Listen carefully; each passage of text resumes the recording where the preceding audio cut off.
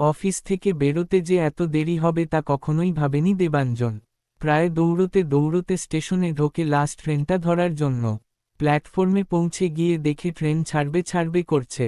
দৌড়ে একটা কামরায় উঠে পড়ে। হাফ ছেড়ে বাঁচে দেবাঞ্জন। লাস্ট ট্রেনটা মিস করলে সমস্যায় পড়তে হতো।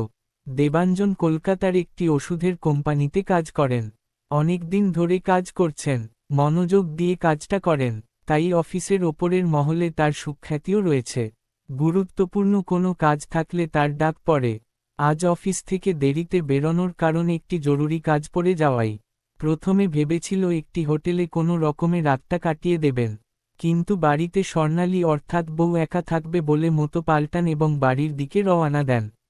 আর তাছাড়া সদ্য বিয়ে করেছেন, স্বর্ণালীকে ছাড়া থাকতে তার মন যেন কেমন করে। কামরাটি ফাঁকাই ছিল। দেবাঞ্জন জানলার ধারের একটি সিটে বসল। রাত হয়ে গেছিল, তাই আবহাওয়াও কিছুটা ঠান্ডা হয়ে গেছিল। ঠান্ডা হাওয়ায় কখন যে ঘুম চলে এসেছিল তা বুঝতেই পারেনি।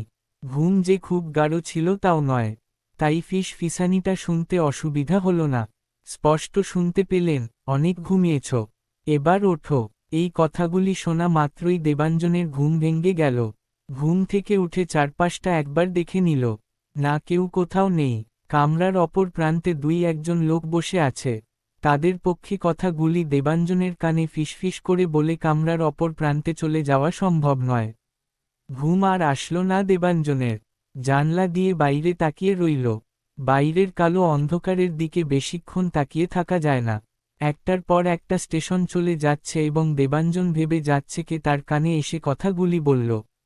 নিজের স্টেশন আসছে দেখে সিট ছেড়ে দরজার সামনে গিয়ে দাঁড়ায়। মন মেজাজ ঠান্ডা করে দেওয়ার মতন হাওয়া। অন্ধকারটা আর একঘেয়েমি লাগে না দেবাঞ্জনের। সে ভাবতে থাকে কখন বাড়ি পৌঁছাবে। স্টেশন থেকে আধ ঘন্টা হাঁটতে হয়। ইস, যদি সাইকেলটা নিয়ে আসতো তাহলে ভালো হতো। সাইকেল রাখার জায়গাটি অনেক রাত পর্যন্ত খোলা থাকে। আধ ঘন্টা হাঁটতে হবে বলে দেবাঞ্জন কিছুটা বিরক্তই হয়। স্বর্ণালী বহুবার বলেছে যে সাইকেলটা নিয়ে যেতে, কিন্তু তা আর হয়ে ওঠে না। দেবাঞ্জন ভাবতে থাকে বউ হয়তো তার জন্য অপেক্ষা করছে। দেবাঞ্জনের না খাওয়া হলে সে খায় না। এরকম নানা চিন্তা দেবাঞ্জনের মনে আসতে থাকে। হঠাৎ অনুভব করে কেউ যেন তার কানের কাছে এসে কথা বলছে। সঙ্গে সঙ্গে ঘাড় ঘুরিয়ে দেখে কেউই নেই, অথচ স্পষ্ট শুনতে পায় কে যেন বলল, আমি এখানে ট্রেন থেকে লাফ দিয়েছিলাম। কেউ কি তার সাথে মশকরা করছে? কিন্তু মশকরা করলে এতক্ষণে সে ধরে ফেলতেন। তাছাড়া কাউকেই তো সে দেখতে পাচ্ছে না। কে এখান থেকে লাফ মেরেছিল? এই প্রশ্নের উত্তর সে খুঁজতে থাকে। হঠাৎ তার মনে পড়ে পাড়ারই একজন বলেছিল যে শেষ ট্রেনে নাকি অশরীরী আত্মার উপস্থিতি লক্ষ্য করা যায়। তাহলে কি সেই অশরীরী আত্মা তার কানে এসে কথাগুলি বলে গেল? ধুর, এই বিজ্ঞানের যুগে কেউ ভূতে বিশ্বাস করে নাকি? হয়তো সারাদিন কাজের পর শরীর ক্লান্ত বলে তার এরকম মনে হয়েছে। আর ভূত যদি থাকতই তাহলে একবার দেখা দিত। সঙ্গে এও ভাবতে থাকে তার মাথার কোনো গণ্ডগোল হয়নি তো। মানসিক রোগীরা অনেক সময় নানা জিনিস শোনে এবং দেখে। এদিকে দেবাঞ্জনের স্টেশন চলে এসেছে। ট্রেন থেকে নামার প্রস্তুতি নিতে থাকে। মনে মনে ঠিক করে নেয় সে বড় রাস্তা দিয়েই বাড়ি ফিরবে। শর্ট কাটটা ধরবে না। ট্রেন স্টেশনে এসে থামে। ট্রেন থেকে যেই নামতে যাবে দেবাঞ্জনের তখনই মনে হয় কে যেন পিছন থেকে তাকে ধাক্কা মারে। হুমড়ি খেয়ে প্ল্যাটফর্মে পড়ে দেবাঞ্জন। হাতের একটি অংশ ছড়েও যায়। প্ল্যাটফর্মে পড়ে যাওয়ার সঙ্গে সঙ্গে পিছনে ঘুরে দেখার চেষ্টা করে কে তাকে পিছন থেকে ধাক্কা মারল। কিন্তু পিছন ঘুরে কাউকেই দেখতে পেল না। অথচ তাকে যে কেউ একজন ধাক্কা মারল সেই ব্যাপারে কোনো সন্দেহ নেই। দেবাঞ্জনের এও মনে হলো তাহলে কি সে নামতে গিয়ে পড়ে গেল? শরীর ক্লান্ত বলেই কি সে পড়ে গেল? কিছুক্ষণ পরেই বুঝতে পারল চোট ভালোই লেগেছে। হাঁটুর কাছটাও কেটে গেছে। প্ল্যাটফর্মে একটি বসার জায়গা ছিল, সেখানে দেবাঞ্জন বসে পড়ল। হাত পা দুটোই টনটন করছে। সঙ্গের ব্যাগটিতে একটি জলের বোতল ছিল, সেটি বার করে জল খেতে লাগল।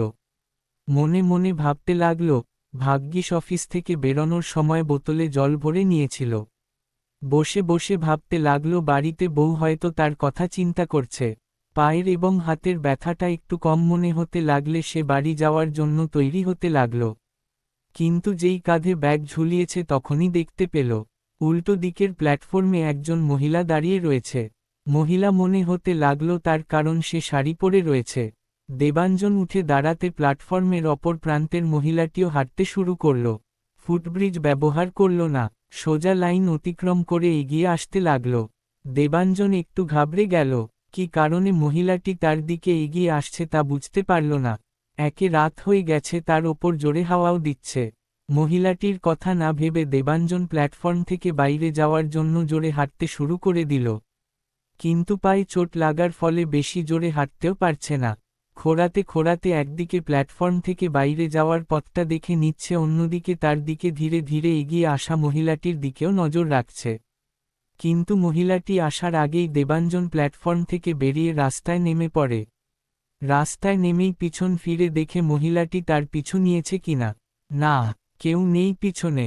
দেবাঞ্জনের মনে হয় মহিলাটি বোধহয় প্ল্যাটফর্মেই থাকে, হয়তো ভিখিরি গোছের কেউ হবে। ওকে এত রাতে একা দেখতে পেয়ে খাবারের জন্য এগিয়ে আসছিল। ভাগ্যিস কথা হয়নি, কারণ দেবাঞ্জনের কাছে খেতে দেওয়ার মতন কিছুই নেই। খাবারের কথা মনে পড়তেই দেবাঞ্জন বুঝতে পারল যে তার জোর খিদে পেয়েছে। রাস্তায় নেমে জোরে হাঁটতে লাগল।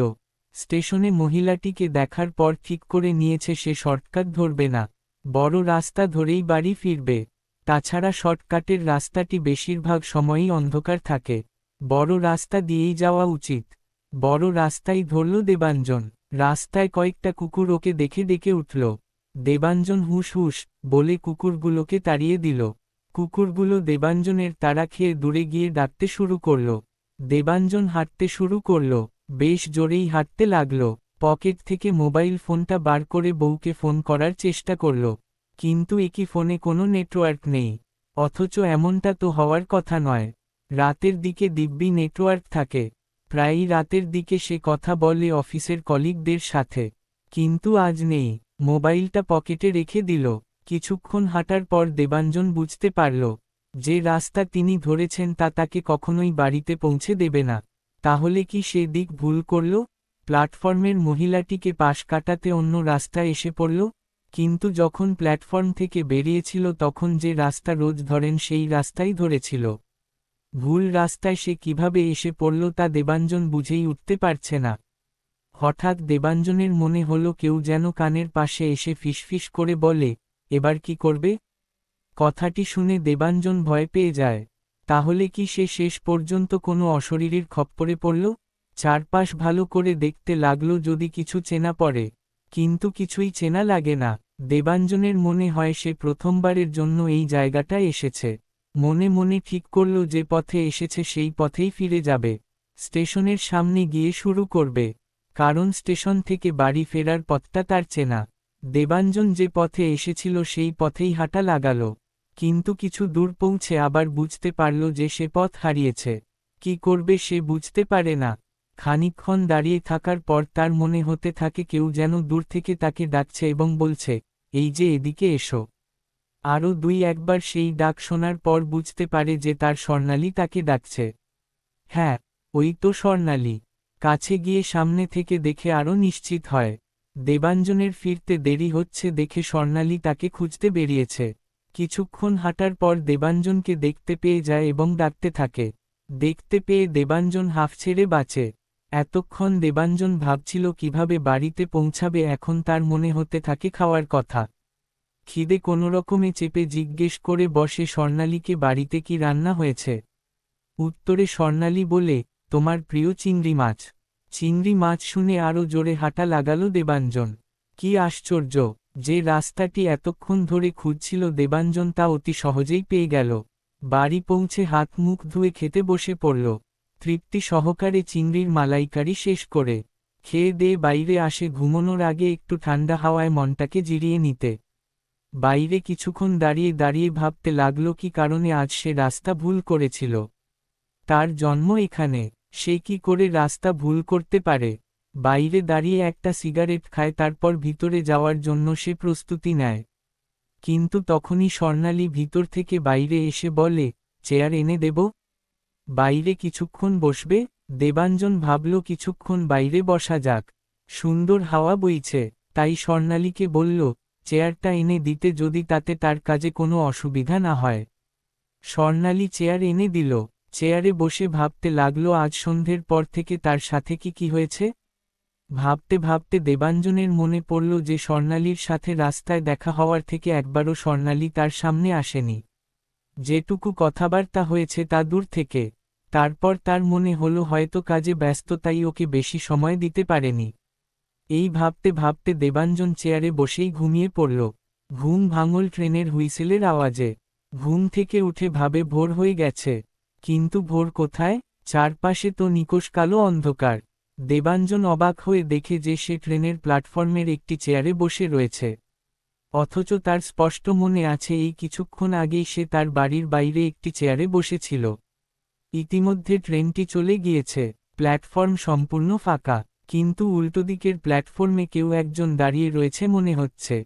ভালোভাবে দেখার পর বুঝতে পারে উল্টোদিকের মানুষটি আসলে একজন মহিলা। আরে এরকম একজন মহিলাকেই তো ট্রেন থেকে নামার পর দেখেছিল। সব গুলিয়ে যাচ্ছে দেবাঞ্জনের। কিভাবে সে প্ল্যাটফর্মে এসে হাজির হলো তা বুঝতেই পারছে না। এদিকে উল্টোদিকের প্ল্যাটফর্মে দাঁড়ানো মহিলাটি হাঁটতে শুরু করে দিয়েছে। রেল লাইন পার করে তার দিকেই আসছে। দেবাঞ্জনও উঠে দাঁড়ালো, হাঁটতে শুরু করে দিল। কিন্তু এবার আর আগের বারের মতন হলো না। অর্থাৎ ওই মহিলাটির মুখোমুখি হওয়া থেকে নিজেকে বাঁচানো গেল না। মহিলাটি দেবাঞ্জনের সামনে এসে দাঁড়িয়েছে। শাড়ি পরা, মাথায় ঘোমটা, অবিকল স্বর্ণালীর মতন কথা, গলার আওয়াজও প্রায় এক। সে দেবাঞ্জনের কাছে জানতে চাইল, চেয়ার এনে দেব, বাইরে কিছুক্ষণ বসবে? কি আশ্চর্য, এই কথাগুলো তো কিছুক্ষণ আগে স্বর্ণালী দেবাঞ্জনকে জিজ্ঞেস করেছিল। দেবাঞ্জন কি করবে বুঝে পাচ্ছিল না। হঠাৎ দেখল যে মেয়েটির পা দুটো সামনের থেকে পেছনের দিকে ঘুরে গেল। এই দৃশ্য দেখে দেবাঞ্জন আর ঠিক থাকতে পারল না। অজ্ঞান হয়ে প্ল্যাটফর্মে পড়ে যায়। জ্ঞান ফেরে পরের দিন সকাল বেলায়। দেখল নিজের বাড়িতে নিজের বিছানায় শুয়ে রয়েছে। স্বর্ণালী তার মাথায় হাত বুলিয়ে দিচ্ছে। সুস্থ হয়ে উঠে জানতে পেরেছিল বহু বছর আগে এক মহিলা ওই স্টেশনের সামনে আত্মহত্যা করেছিল। মেয়েটির বিয়ে ভেঙে গেছিল। তারপর থেকে মাঝে মাঝে যারা দেরি করে বাড়ি ফেরে তাদেরকে এইভাবে ভয় দেখায়। পরে এও জানতে পেরেছিল যে সকালবেলা তাকে অচৈতন্য অবস্থায় প্ল্যাটফর্মের এক হকার দেখতে পায়। সেই লোকজনকে খবর দেয়। সমাপ্ত।